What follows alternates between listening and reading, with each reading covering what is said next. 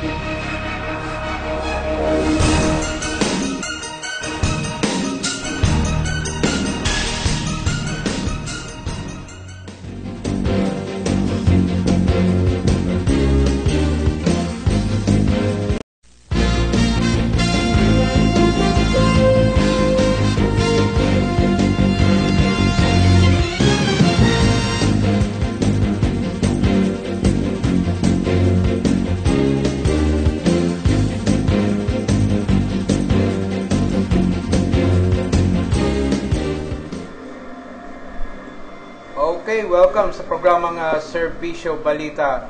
Yan, live online at syempre mukhang naglinis ang aming PA dito at i-adjust lang natin ng konti pero ito ang inyong lingkod, RJ Salgado.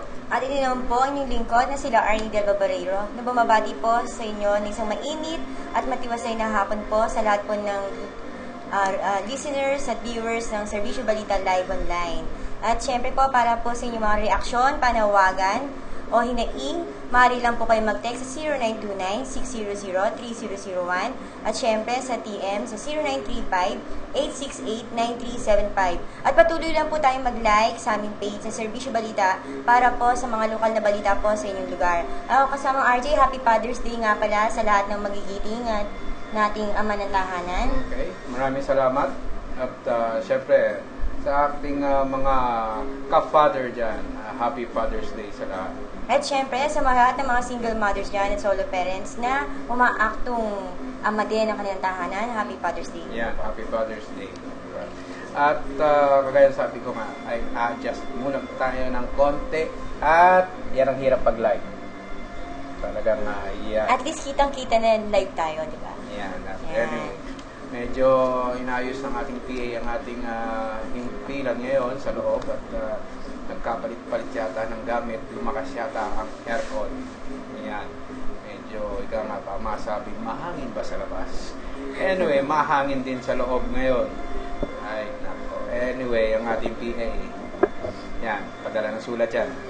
So, meron ba tayong bago tayo dumako sa iba pang mga kaganapan ngayong araw na to, Oy, press na press nga pala muna dun sa sa lungsod ng Calamba City. Ayan, kanina lang. Siguro mga 3 hours pa lang na makalipas. May bari lang na nangyari dyan sa may crossing, dyan sa may tapat ng Metro Bank. Yeah, may pamamaril na nangyari. Dahil lang yan sa parking binaril ng security guard ng Metro Bank ang tricycle driver. Ayan ang mahirap may init na ang panahon, talagang apektado pati utak ng tao. Ayan, napakainit ang ulo.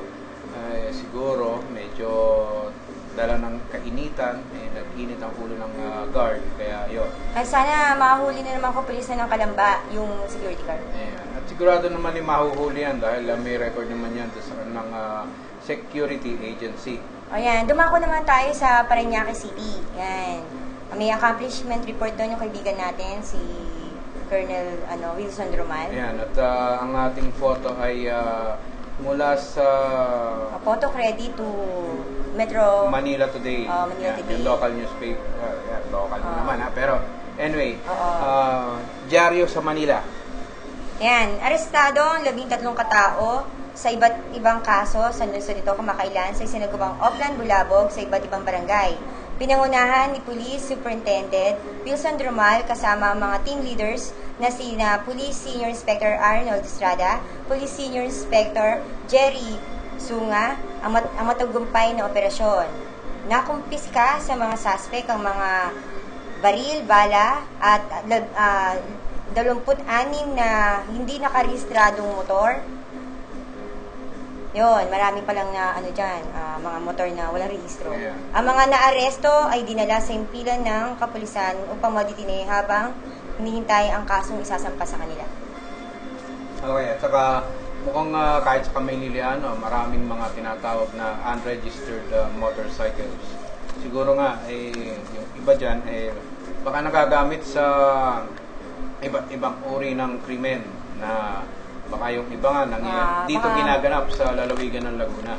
Mga motor napping. Ayan, yung mga pagpatay, yung riding in tandem, pang hold up. Ayan, at mabuti naman at medyo masipag ang kaibigan natin si Colonel Doromal dyan.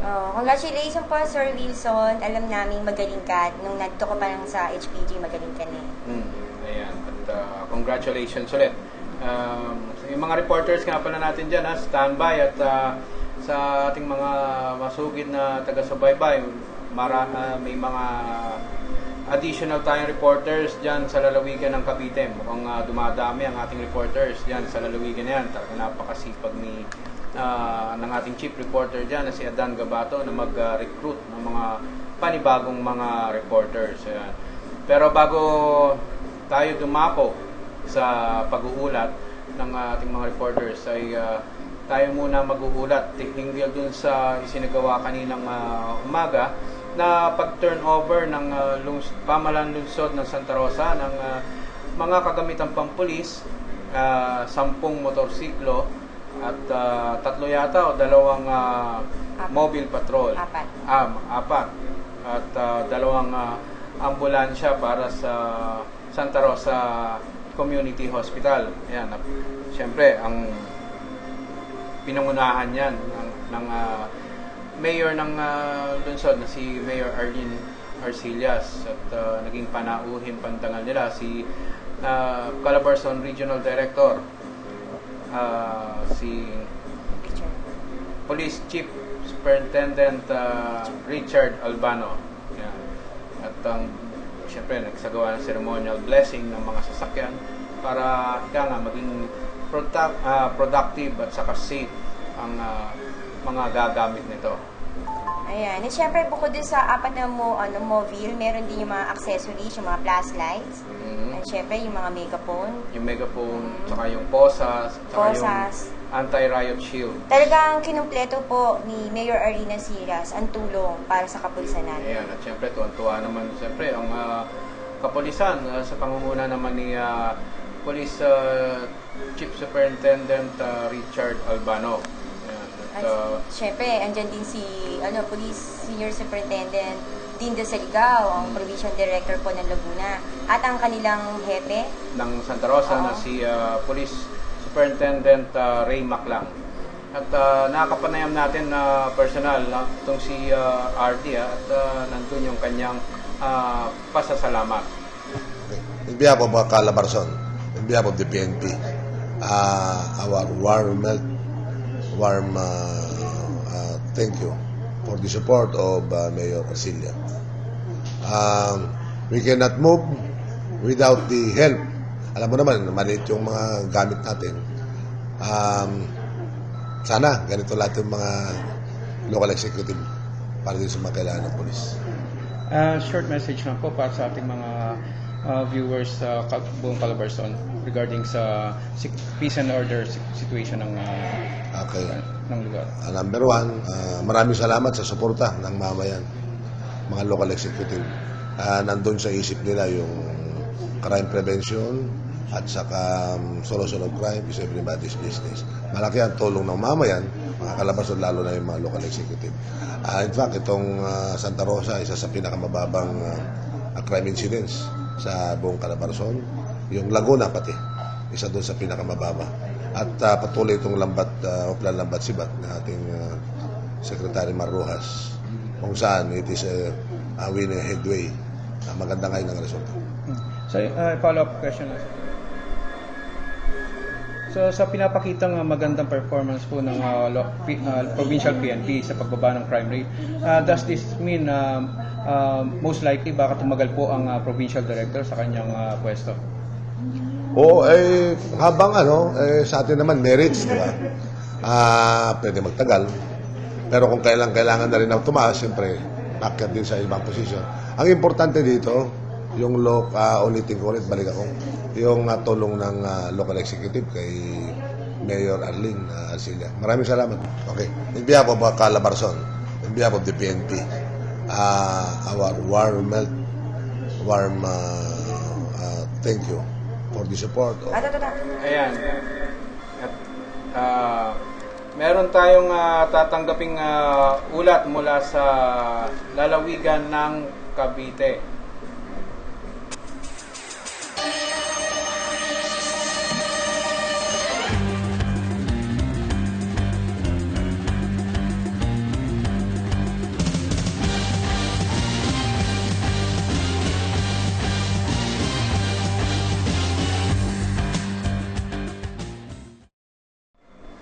At meron tayong may tatanggapin tayong pag-uulat mula sa ating chief reporter dyan sa Cavite, kay Adan Gabato. Adan, magandang hapon. Okay, magandang hapon sa iyo kasama nga ganun din sa iyo kasamang lagi.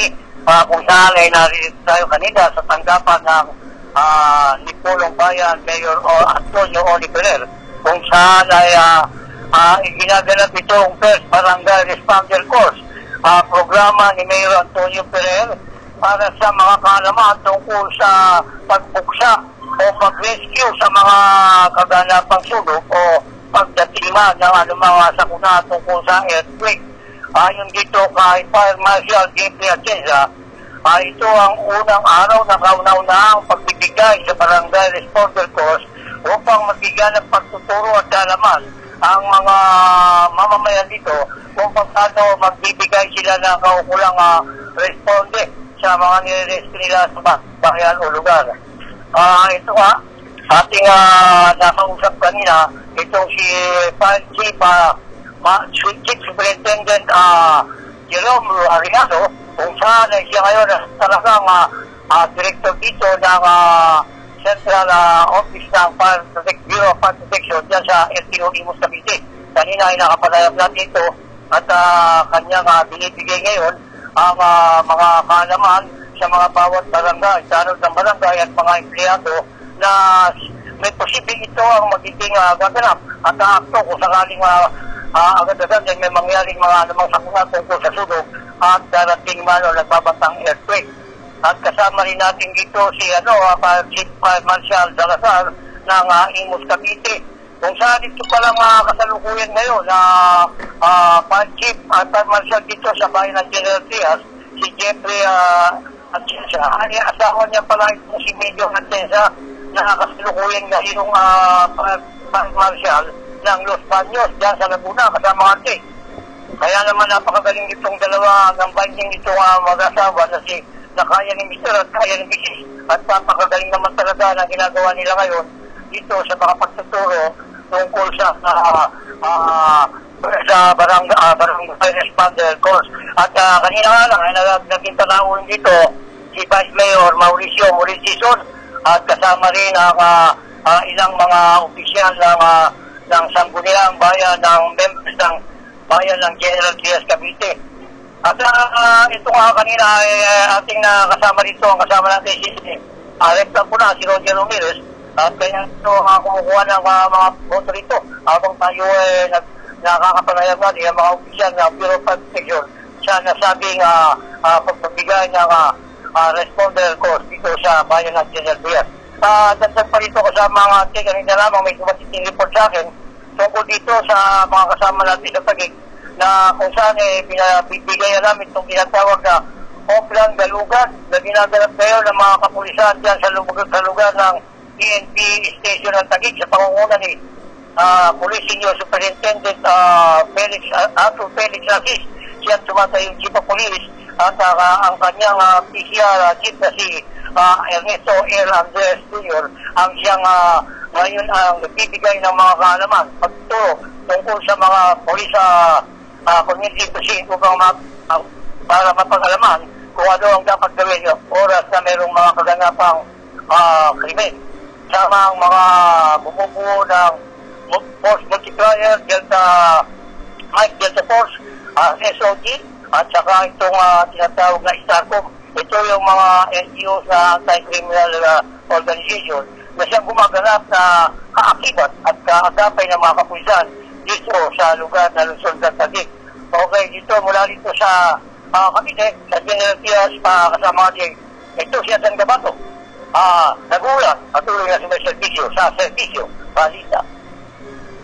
Okay, maraming salamat kasabang Dan at mukhang ayaw magpatalo ng ayaw magpatalo ng hepe ng lungsod ng Taguig pagdating sa Oplan Galugad at mukhang gustong magpakitang gilas din kapag ni Sir Wilson Dormal. So anyway, may pagpatuloy natin ang ating pag-uulat mula dun sa mga kaganapan kanina sa pamamahagi nga ng mga motorsiklo at mga service vehicles at saka ilang kagamitan na para sa pulis ng pamahalang lungsod ng Santa Rosa at nauna na natin na naipakita ang ating panayam kay Police Chief Superintendent Richard Albano, ang Regional Director ng Calabarzon, at ang kanyang pasasalamat sa ibinigay na tulong ng butihing mayor ng Santa Rosa.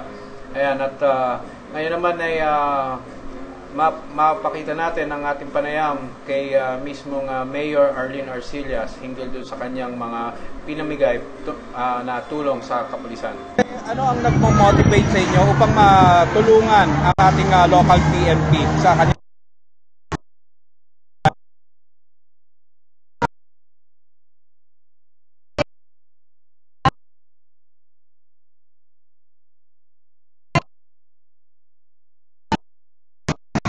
pamilya ko, lahat ng pamilya, and it's still very crucial, not only in the families, residents of the city of Santa Rosa, but also to the investors natin. Kaya po ang Santa Rosa ay ganito po ang estado, marami pong naninirahan, marami pong namumuhunan, kasi po, order tayo ever since may assumption, ay talaga naman pong bilang inuna natin ang peace and order ng lungsod ng Santa Rosa. At sino po ang katuwang natin sa pagbibigay ng peace and order dyan? Siyempre po ang kapulisan. So I'm fully supporting everything that the PNP need. Alam naman po yan ng lahat. And we will be continuing the support that we are doing. Again, dahil katuwang ko sila, hindi ko naman po magagawang mag-isa na pangalagaan ng bawat isang pamilya dito. Siyempre po, kasama natin may mandato to serve and protect, and that is the Mayor, last question. Kung sakali man po at nandun na po kayo sa pwesto ng sa legislature, meron po ba kayo nakahanda dahil isa patungkol naman sa pagdating sa peace and order at sa kagalingan po ng ating kapulisan? The one thing is, of course, kanina nababanggit parate ng ating RD na maraming salamat po, General Police Chief Superintendent Richard Albano sa pagpunta nyo, Bisita natin siya kanina. Ang isa parati namin nababanggit dalawa is yung police to population ratio. Sa lungsod po ng Santa Rosa, 1:2,500 po. So, syempre, isa sa talaga dapat po nating batas syempre na as much as possible gawin man lang 1:500, 1:1,000 sana. So sabi nga, I'm very close to the police, police force, at marami nga po nagsabi na isa dapat sa tutukan natin para magkaroon ng batas. Unang sa lahat, ang additional policemen sa isang lugar. Dapat po ibabase na natin yan sa talagang populasyon nila. Pangalawa po, syempre yung kanilang incentives, yung kanilang sweldo. Kinakailangan din natin yan.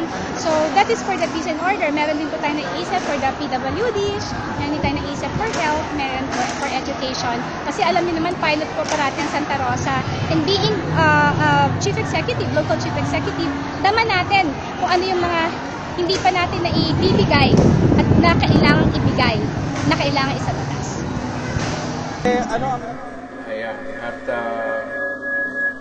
Ayan, at medyo mukhang maraming plano itong si Mayor Arlene Arcillas kapag ika nga lumawig pa ang kanyang kapaki-pakinabang na batas. Paninilbihan sa siguro sa First District of Laguna.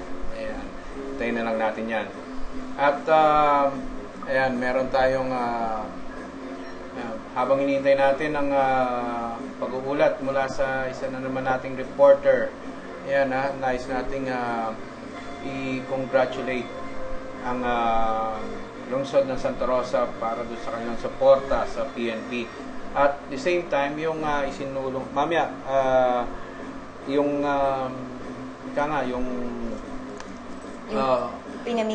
pinamigay pa, mamaya pa natin na maiulat dyan. So, meron tayong tatanggapin na pag-uulat ulit mula sa labas ng himpilan.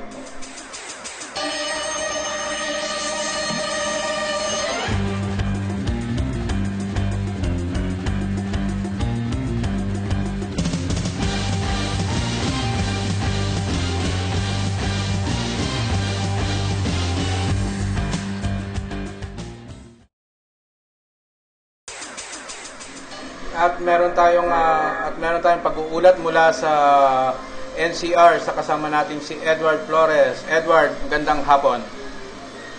Magandang hapon sa iyo, Sir Jay, sa iyo na rin, Ma'am Laarni, at kayo na rin sa aming masugid na tagapakinig ka. Patay ang isang 31 anyos na lalaki na nakilalang si Cesar Jamsay, kitchen helper ng 240 Rodriguez Street, Tondo, Manila. Matapos tumalo sa ilog ng Estero Gineta sa gumagkalaman ng hapon na nasabing Luzon. Ayon kay POD Michael G. Maraguin ng NPD Homicide Section ng Laksabaga Police Station 1, nagsusugal ng Caral Cruz ang biktima ng bigla nagsagawa ng raid ang ating mga kautanda sa pasugalan. Sa takot na mahuli, bigla na lamang tumakbo at tumalo sa ilog ang nasabing na biktima. Inabot siya ng malas dahil hindi pala siya marunong lumangoy. Samantala, sumuko ang numero 1 tulak sa binoto na si Roderick Amado alias Boray, 44 anyos ng Pasay Street, Belonta, Manila. Ang sumuko ang kay Police Chief Superintendent Romeo J. Macapas, hepe ng Misic Police Station 11, dakong alas 6 ng gabi. Ayon kay Superintendent Macapas, dinahit ng suspect ang sumuko at magbagong buhay upang hindi na muling magamit ng drug trial siya na sa ating lungsod. Dagdag pa ni Boray, marami na rin sa kanyang kasamaan ang nagnanais na rin sumuko upang iwasan na ang drug trial sa Binondo, Manila. Kaya ako'y nananawagan na muli kay General Nana ng NPD District Director, Sir, marami na naman pong droga sa Sampaloc, Manila. Halos lahat yata ng barangay dyan sa balik-balik. Punong-puno ng tulak at adik. Pakigising na lana. Mula rito sa Manila, nag-uulat Edward Flores sa serbisyo para sa serbisyo Balita. Okay, maraming salamat kasamang Edward Flores. Ayan, at talaga namang kailangan pa sigurong kalampagin ng ating mga kapulisan. Mukhang ayaw gumaya dito sa hepe ng lungsod ng Taguig at saka kay Colonel Doromal. Ayan. At, naging kakaiba ang report niya, naman. Ayan. At may kasamang Ed Flores. At talaga namang kaya nga, ganyan talaga pag nagsisipag, kung ano-anong balita ang pwede natin maihatid sa ating mga taga-subaybay dito sa Serbisyo Balita Live online. So, at tayo magbabalik makalipas ang ilang paalala.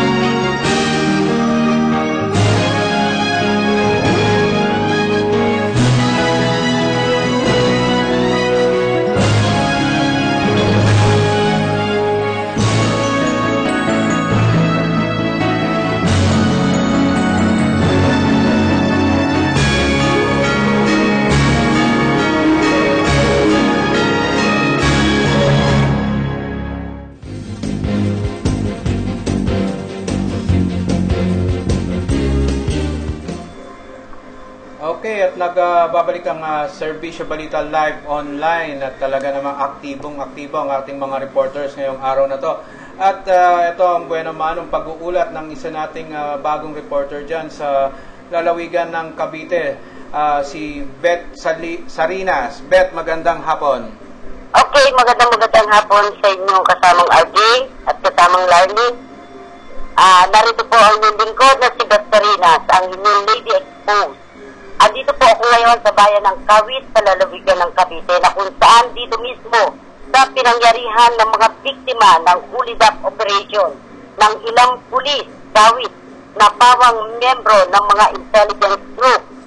Ayon sa mga residente dito, kasamang RJ, ay nagiging talamak at umano'y inaabuso ang kapangyarihan sa nakapaloob na direktibang itong Operation Lambat Sibat, kung saan ginagawa ng ilang pulis dito ay pang-aabuso sa kanilang kapangyarihan sa pamamagitan ng Ulidap Operation, harassment, extortion at illegal confiscation of personal belongings ng mga biktima. Sunod-sunod na reklamo at tawag sa cellphone kasamang RJ ang nakarating sa ating kaalaman. Hinggil dito sa kaganapan ng illegal operation ng mga ito na pinabumunuan ng kanilang hepe ng kapulisan dyan sa Cavite na si Captain Mike Joseph Sagit Laigo. Kabilang din po ang mga sumusunod na intelligence group police officer na sina PO2 Arvin Sarinas Matro, PO2 Darius Carducho de la Viña, PO1 Robert Bata Legazpi, PO1 Buddy Mayong Bertudes at PO1 Jerwin Tuya Espiritu. Kaugnay dito, kamakailan lamang ang naiulat na ito sa ating programang Serbisyo Balita live online kasama artist. Kanakit dito ang mga dokumento magpapatunay na nais-ready mismo na ang mga tiwaling pulis na ito sa bayan ng Kawit, mismo ang mayor at mismo ang ilang officers in charge sa mga pamahalaan ng Kawit ay talagang sadyang nais na silang ipatibak.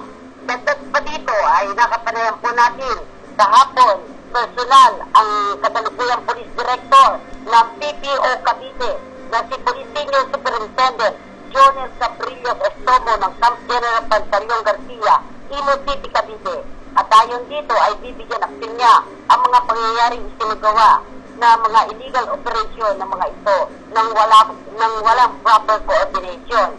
At kasamang RJ, bukas ay nakatakdang harapin natin ang provincial director para maliwanagan lahat ng issue ito. Mula dito sa bayan ng Kawit, Cavite, ito po ang inyong lingkod na si Lady Exposed, nag-uulat Beth Sarinas, ang mata ng Serbisyo Balita sa Cavite. Iyan at maraming salamat Ate Beth Sarinas. Lady Exposed ng Cavite, di ba? Medyo matindi ang na-recruit ni Adan Gabato. Hindi, natatawa ko. Positive, negative ang mga report sa kapulisan. Ayan. At ika nga, tayo naman ay balanse dito sa ating programa. Ika nga, kapag may magandang nagagawa ang kapulisan, iuulat natin. At kung meron man may konting katiwalian, iuulat din. Basta ang concern natin dito ay yung mga constituents. Ayan. Ang mamamayan po ang concern natin. Ang kagalingan at kaayusan ng mamamayan. Siyempre, para sa kapakanan nila, kung bakit kailangan natin mag-ulat ng mga magandang nagagawa ng ating kapulisan at kailangan rin natin mag-ulat ng mga katiwalian sa kapulisan upang, kagaya nga ng sabi ni Regional Director General Albano sa atin, tayo ang ang kanilang mata at tayo ang magbabantay ng kanilang hanay upang mag-ulat ng mga tiwali sa kanilang hanay at upang malinis ng tuluyan ang nasabing hanay ng kapulisan. Ayan. Hindi naman wala tayong pinipersonal dito. Kung meron naman ebidensya, bakit hindi? Ang sa atin lang ay hindi naman tayo mag-uulat o magbibigay una o mananawagan kung wala tayong basihan. Kaya siyempre, itong mga reporters natin, binabase nila palagi sa dokumento. Ang mga reporters natin, yan, siyempre, gusto nilang itama din yung mga maling nakikita nila, di ba? Kaya nga reporter di ba? Hindi lang correspondent. At ayan, meron tayong muli talaga namang aktibong-aktibo ang ating mga reporters ngayon Talagang ang sisipag. Monday na Monday, ang sisipag. Ang sisipag. Anyway, inihintay natin, meron tayong pag-uulat mula sa Batangas.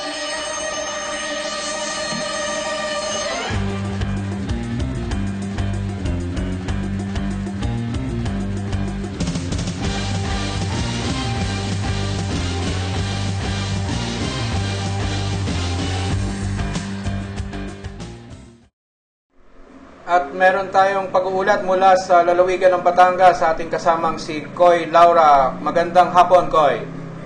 Magandang hapon sa iyo, kasamang RJ. Gayon na rin sa iyo, kasamang Larny. Isang biktima ng motor natin kaso ng pagnanakaw ng motor ang bumulog sa istasyon ng Padre Garcia Police Station. Para ipalam ang pagtangay ng kanyang motorsiklo, ang biktima ay nakilala si Irene Ilaurento, 28 years old, dalaga at branch manager ng Venture Enterprises at residente ng Barangay Panaba, Padre Garcia, Batangas.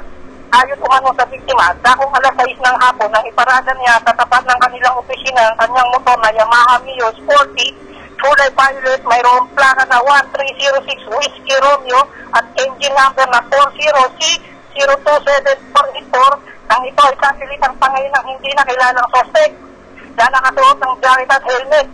Nakuha ng paumano ng CCTV ang camera ang nasabing pagnanakaw at ito ay pinaharurot papuntang San Antonio, Quezon. Sa ngayon, isasagawa na ng follow-up investigation ng kapulisan ng nasabing istasyon para sa agarang pagbawi sa motor ng biktima at para na rin sa pagkakakilala at paghuli sa mga suspect. Kaya paalala natin doon sa mga may-ari ng motorsiklo, kasamang RJ, lalo na yung mga maiinit sa mata ng mga magnanakaw. Siguraduhin po ninyo na nakapadlock ang inyong mga motor pag inyong ipaparada o kaya'y natatanaw ng inyong mga mata o ipabantay na lang sa mga parking attendant para lumita ang tsansa na ito ay manakaw. At huwag kayong tumagdag sa mga magiging biktima ng kanilang modus operandi. Mula dito sa Batangas area, ako po si Koy Hipolito Laura, sumiserbisyo para sa Serbisyo Balita. Ayan, at maraming salamat, Koy Laura. At may napapansin ako dito kay Koy. Talagang patapos ang kanyang bakasyon, mukhang nagsisipag laging may report. Gumaganda ang kanyang delivery ng kahit report. Kahit Saturday may report Kahit Sabado, talagang mukhang tumama ito. Kung nagkataon siguro may programa tayo ng linggo, kahit linggo magre-report to. Oy, additional nga pala sa sinabi nga pala ni RD Richard Albano na ang Laguna ang pinaka-lowest ang crime rate sa buong Calabarzon. Buong Calabarzon. At ang lungsod naman ng Santa Rosa. Congratulations kay PD Saligaw.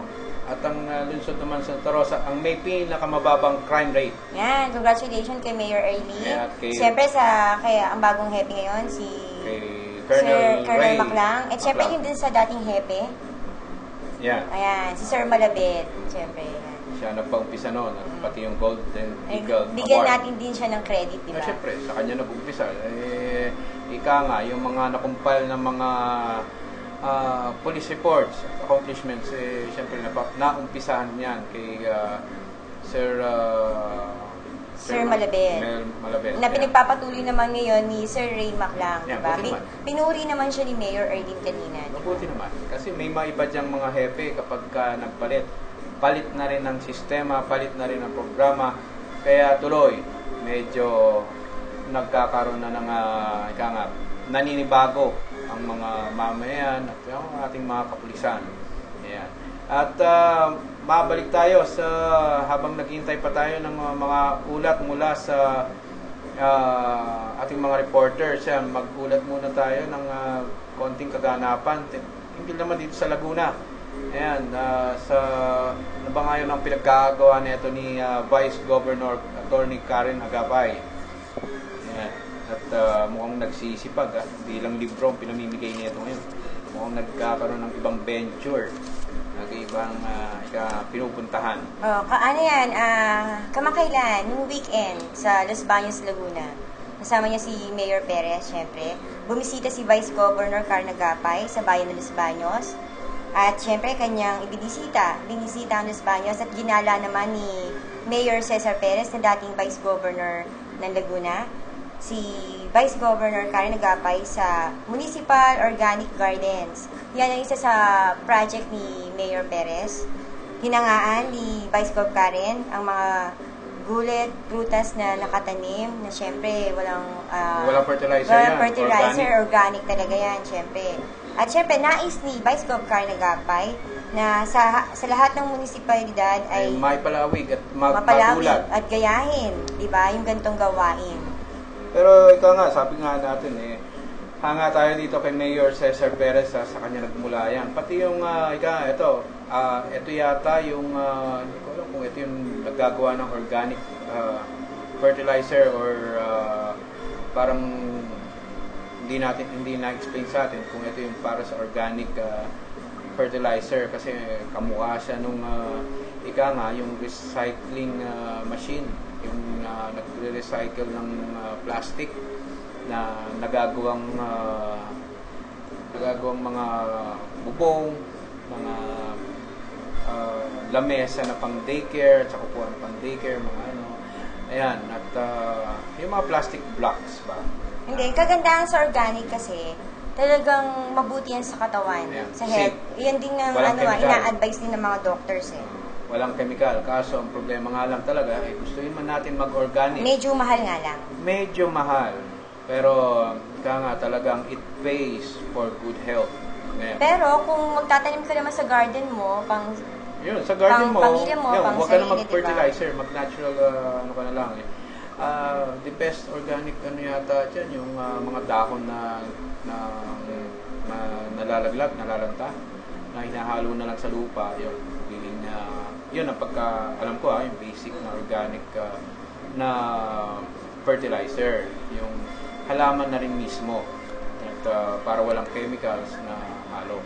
Ayan, syempre gustong palawigin sa buong Laguna ang organic na mga pananim. Pero siguro naman, kaya naman mahal kasi yan dahil iilan-ilan lang ang meron yan. Kapag madami na. Pag marami na yan, ipababaan na ng presyo yan. Pero sana naman, pag sinabing organic, talagang organic, wala tayong dayaan. Baka naman hinahaluan natin ng mga pampabilis lumaki. Yan. So, siguro isa rin sa sisikat na mga ginagawa ni Mayor Perez. Una, nakilala siya sa No to Plastic. No to Plastic at saka yung recycling ng plastic. At saka ngayon, yung organic farming. Sayang lang, Pero anyway, huwag nang pag-usapan at baka magselos ang governor. Ayan. At, mas mabuti na yung... Hindi, lang naman yun? Biro-biro biro lang yun. Pero kung tinutuwa ni Mayor yun, tiyak. Siya governor ngayon. Di lalong napalawig yung organic sa buong lalawigan ng Laguna. Anyway. At mabalik tayo sa lungsod ng Santa Rosa. Ayan, at pinuntahan rin natin yung isa sa mga dinaluhan ni Mayor Arlene na activity.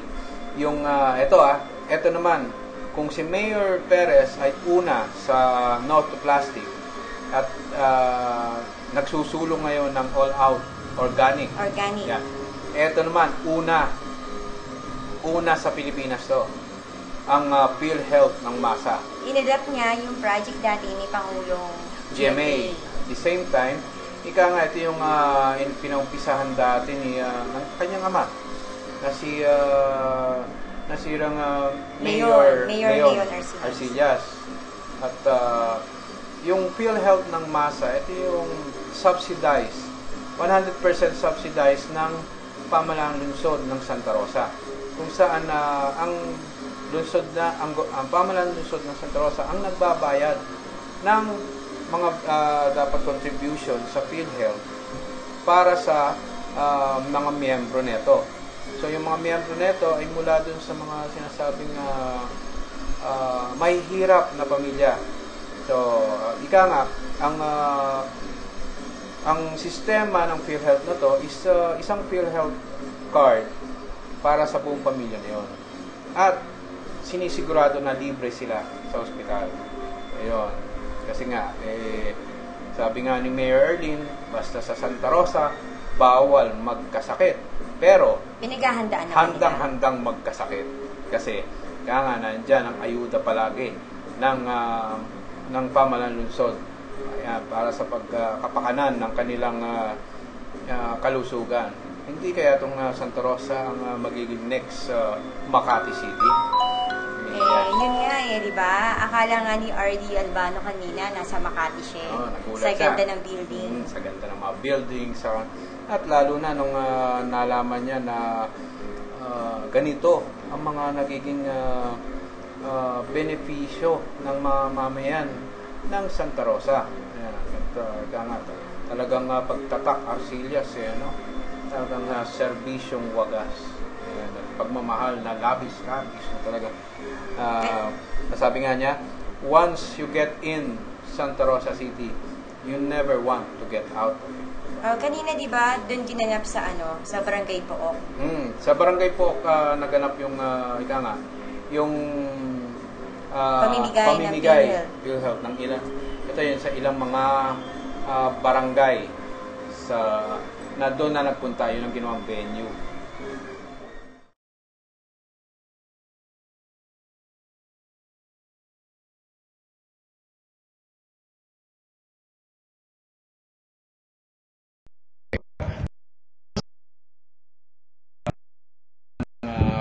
Pamahalaan panlunsod ng Santa Rosa ay ang itong PhilHealth ng masa.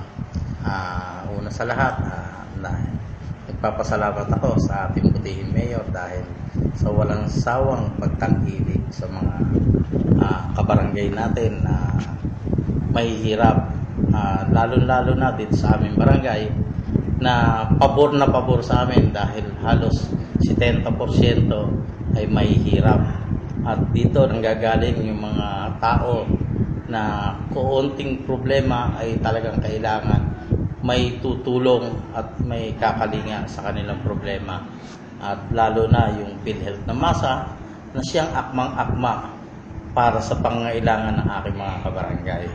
Kaya napakalaking tulong ang binibigay ng ating butihing mayor sa aking mga kabarangay. Lalo na yung mga galing sa masa o sa lugar na talagang walang-wala at naninibago na napapunta rito, walang hanap buhay. Kaya siguro, ang masasabi ko, job well done dahil napakalaking bagay nito para sa aking mga kabarangay. Konting panunta para sa ating mga constituents. Sa aking mga residente, sa tulong ng PhilHealth ng masa at naging dahilan upang kami gumawa rin ng hakbang para tangkilikin pa rin yung mga ating mga kabarangay na walang-wala. Kaya dito sa barangay, nagtalaga rin kami ng mga assistants na alam din namin na makakatulong pa. Yung katulad ng burial assistance, medical assistance, nagbibigay ang sangguniang barangay ng ganong tulong na hango sa PhilHealth ng masa. At alam ko na napakalaking bagay na ito para sa kanila na mabigyan ng tulong bukod pa yung personal na tulong ng mga nanunungkulan. Thank you. Ayan, at talagang nakita naman natin masisipag itong pati mga kapitan sinamahan yung kanilang constituents upang makatanggap ng mga PhilHealth forms. Nandiyan si Kapitan Joel Aala ng Barangay San Jose, si Kapitan Toti de la Rosa ng Barangay Dila. At siyempre si Arnold Arcillas. Nandun din. Si Arnold Arcillas nandun din. Ewan ko kung bakit wala doon si Kong Dan Fernandez. Medyo na-late ang dating. Na-late. Hindi, isa si Kapitan. Si Kapitan Willie Castro ng market area. Pero si Dan Fernandez hindi dumating. Ewan, may narinig ako sa likod yung nagko-cover tayo. Ewan ko kung totoo yun. Narinig ko lang. Palibasa hindi raw project ni Dan kaya hindi siya mapunta. Anyway, kung ano man yan, sana maasa tayo. Nakagaya nga sabi nga ni Mayor Erlene, pagpatuloy kung sino man ang magiging susunod na magiging lingkod bayan o mayor ng Santa Rosa, sana may pagpatuloy ang magandang inumpisahan ng kanyang ama na pinagpatuloy niya at sana may pagpatuloy nga. Pero kung sakasakali man, inihiling niya, may pagpatuloy man lang ng kanyang kapatid na si Arnold. Yan, pagdating niya ng pag siya na ang head ng Sangguniang Panlunsod. Siguro kahit naman sino pumalit, di ba? As long as maganda yung iniwan ni Mayor Arlene, sana ipagpatuloy. Yun nga sana, kapag nga ng mga kapulisan, maganda yung inumpisa ng isang hepe. Pag pinaltan, wala na. Naaalala ko yun, ha? Naalala ko. Ito, isang example. Yung kay Kapitan Crap sa San Pedro. Sa lungsod ng San Pedro, nung maging hepe si Colonel Crap, dyan, ang ganda ng ginawa niya dyan. At nagpatayo pa siya ng parang substation. Yan, sa tulong din syempre ni Ka David Miranda at ni Kuya Danny Miranda. Pero, nang pumalit, ewan ko ba kung sino pumalit ito? Si Colonel Bersaluna yata? Oh, yeah, si Sir Bersaluna. Oh. Ito sad to say, ano na nangyari doon sa programa at proyekto ni Colonel Crab? Kahit ngayon, doon sa hepe ng bagong hepe dyan, si Colonel Dizon. Si Sir Cecil Matanong lang, wag na namin baka mapasyalan pa namin, madismaya lang kami. Ano na nangyari doon sa project ng mama? Ang ganda nun. Para sa kapakanan ng mamayan at para sa kaayusan ng kapulisan. Yan. Ano ba naging problema doon, di ba? Yan yung sinasabi natin, yung transition government, yung transition kung ipagpapatuloy. Kaya nga, yun nga, ang hiling ni Mayor Arlene, sana ipagpatuloy ng kung sino man papalit sa kanya dahil nakakapanghinayang. Biro mo, 17,000 members na pala to sa buong Santa Rosa na just imagine mismong pamalang panlunsod ang nagbabayad. Yung swerte ng papalit kay Mayor Arlene wala nang problema. Pinakita yung kanina yung chatter. Ayun, yung amphitheater, yung auditorium. Meron pa ng auditorium at Santa Rosa lang meron yan. At hindi lang yun meron siyang dadatnan na isa sa may pinakamagandang sports complex. Oo, may swimming pool may pa. May swimming pool pa. Kapag hindi mo pang inalagaan talaga naman, bonggang-bongga talaga Santa Rosa. Ang inumpisahan ni Mayor Arlene, asahan nyo next year, kami rin ang makikita nyo at maririnig nyo. Papaalala namin sa inyo, ano na ang ginawa nyo sa iniwan sa inyo. Bahala kayo kung sino pero may alam ako dyan, talagang may mag-aalaga niyan, ipagpapatuloy dahil tiga Santa Rosa yun. Iba yung mahal ng Santa Rosa, may utang taga Santa Rosa. Yan. Anyway, at wala pa rin tayong mukhang busy pa rin si kasamang Epitatad na lang yata ang hindi nakakapag-ulat. At yung isang bago natin, baka hindi makakuha ng signal. So, anyway. Yan, si Ka Roger, hindi makakuha ng signal. Hindi makakuha ng signal. Ang bansag dito ay si Rectang Puna. Yan, talagang huwag siya magtatampo Wala kang signal, Ka Roger. Rectang Puna. Siguro dapat niyang rectang punahin yung network dyan sa kanila. Ayan. At ano pa? Ang may dadagdag. Anyway, bago tayo magpatuloy, dumako muna tayo sa ilang paalala. I long to return to the days of the songs my mother taught me. They sing of a simpler life. They sing of a healthier life.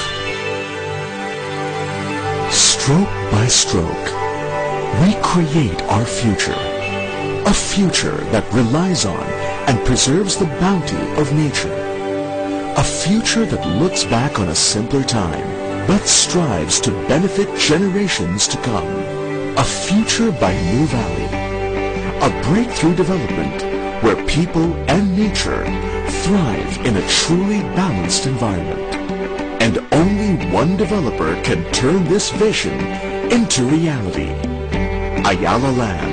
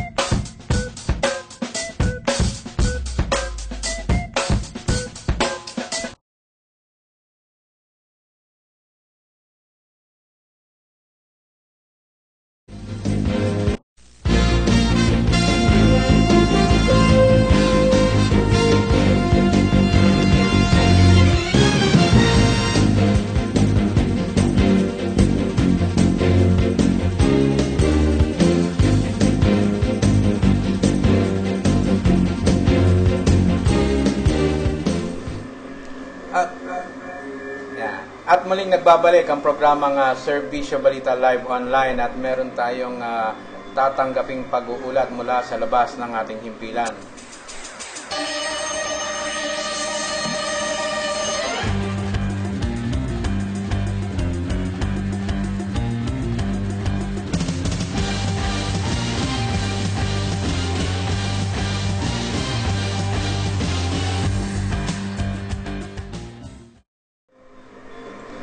At meron tayong pag-uulat mula sa lalawigan ng Laguna sa ating kasamang si Levi Tata. At Levi, magandang hapon. Yes, magandang hapon kasamang RJ at Lani, ano? At kanina nga sa flag raising ceremony ay kinumpirma na nga ni Mayor Chipeco na isang festival na nga itong Buhayanin Festival sa lungsod ng Calamba at mga lalagdaan yung ordinansa na isinagawa ni Vice Mayor Ross Rizal at mga konsihal para suportahan itong Buhayanin Festival. At bukas, Miyerkules, magkakaroon ng film showing doon sa SM at doon mag-judge si Mayor Chipeco doon sa mga kalahok na mga ng mga film dito sa SM at itong film showing dito sa SM para doon sa pre-judging na gagawin Buhayanin Festival sapagkat matitindi yung mga director na lumahok dito at tourism officer na si Noemi Taratala at sinabi nga niya na magagaling daw yung mga entry ng Buhayanin Festival ngayon at may entry daw doon ng Amaran at gawa ni Joel Lamangan. May entry naman doon yung isa pa na batigang director din kaya napakaganda. So, libre daw ito sa SM sa Miyerkules ng umaga mag-umpisa alas 10 at mayroon ng film showing para doon sa mga Buhayanin Festival. Kaya lahat inaan yan upang mapanood yung mga ginawang local na version ng Buhayanin Festival dito sa lungsod ng Calamba. At pinaka-highlight nga yan ay sa June 19 kung saan magsasagawa din ng mga parada, ng mga float na lalo. At itong mga float na ito, premium naman na 200,000 pesos ang mananalong float. At hindi lang natin alam yung ibang sekundary na kumbaga nilang ipapapremyo sa mga sasali, sa mga pag merong float na sasali sa parada sa June 19. At nag-ikayat na si Mayor Timmy Chipeco na panoorin yung nasabing parada para may pag-check daw kung sino yung magaling at magagandang float na dumaan. So, pansamantala, yan muna ang ating yes. Di ibig mo sabihin na nga itong pagkakataon na to, itong short film, talagang parang pang film festival at kilalang mga direktor ang sumali. Correct. Mga batikang direktor ang sumali. Kaya napakaganda. May mga artista pa yata diyang magaganda na kalahok sa ginawa nilang mga batikang artista na sumali sa maikling film showing na ito. Gaganap pa daw si Leandro Baldemor na isa sa mga Rizal?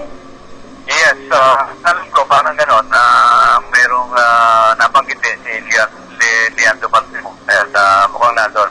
At para masabik yung ating mga mamaya, ay panoorin lang at libre naman yan sa SM sa Miyerkules ng umaga.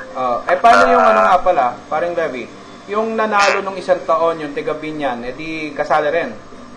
Ang sinabi na sa akin, di ba tinanong ko yan nung merong public hearing, yun naman daw yung sinusuportahan lahat, kalahok pa rin, kaya lang, hindi ko lang kung ibang kategorya na yata yun. Pero inaalagaan nila yun, para na sa ganun, yun na nga yung team na ginagawa nila. Kumbaga, yun ang basihan kung bakit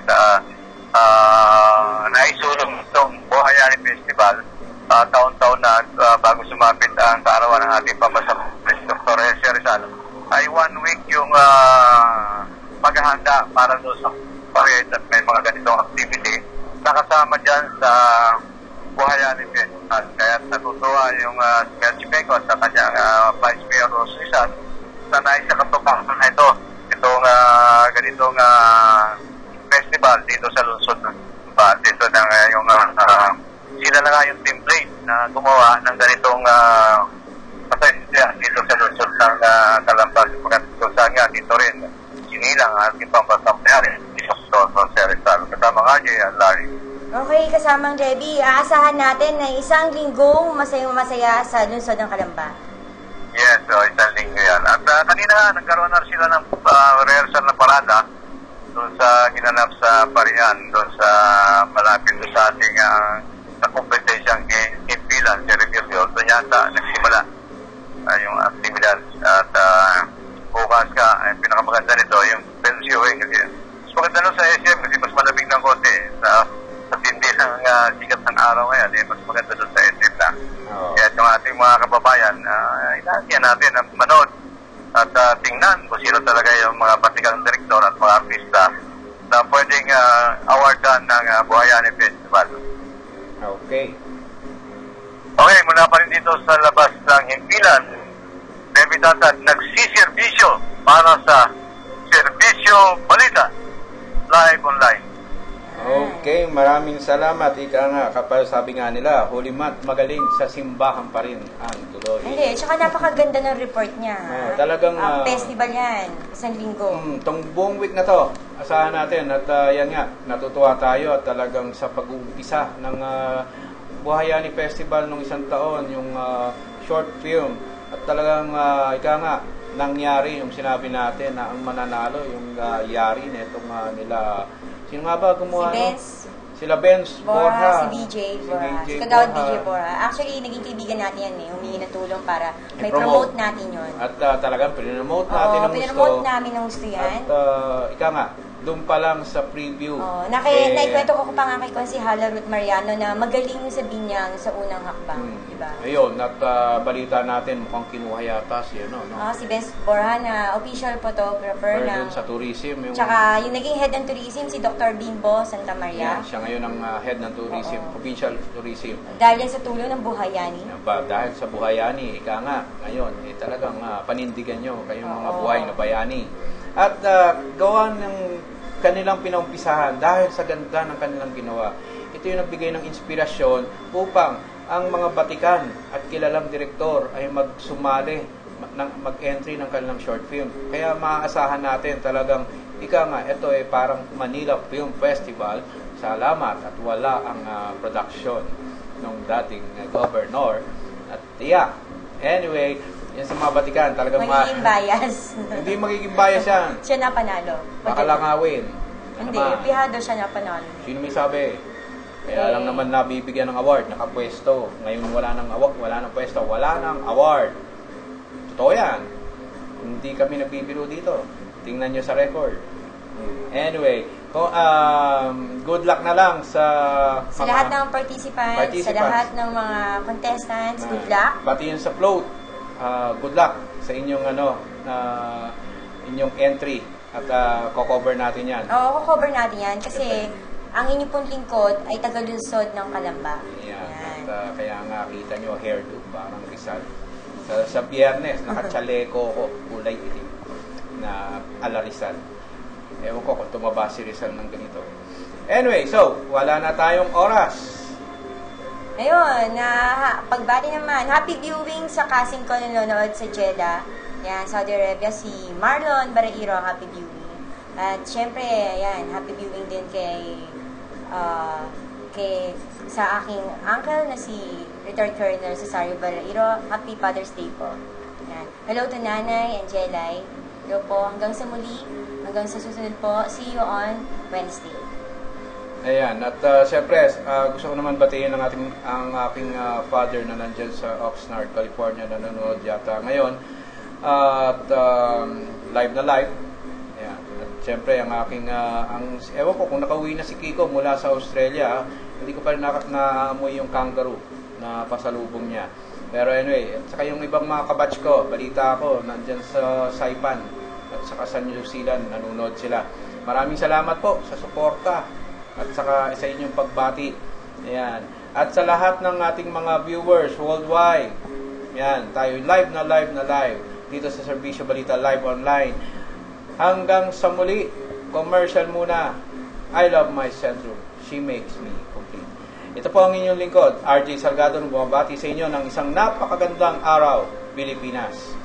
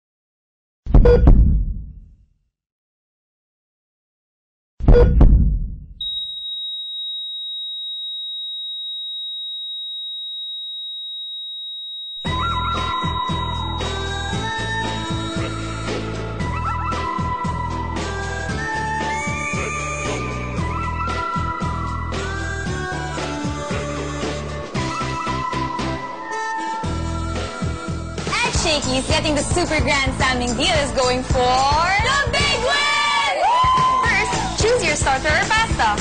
Second, choose your drink. Third, choose the flavors for your 18-inch Shakey's Grand Slam Pizza. The Shakey's Super Grand Slamming Deal is the big win for only $9.99. And get a free super card for every order. Now this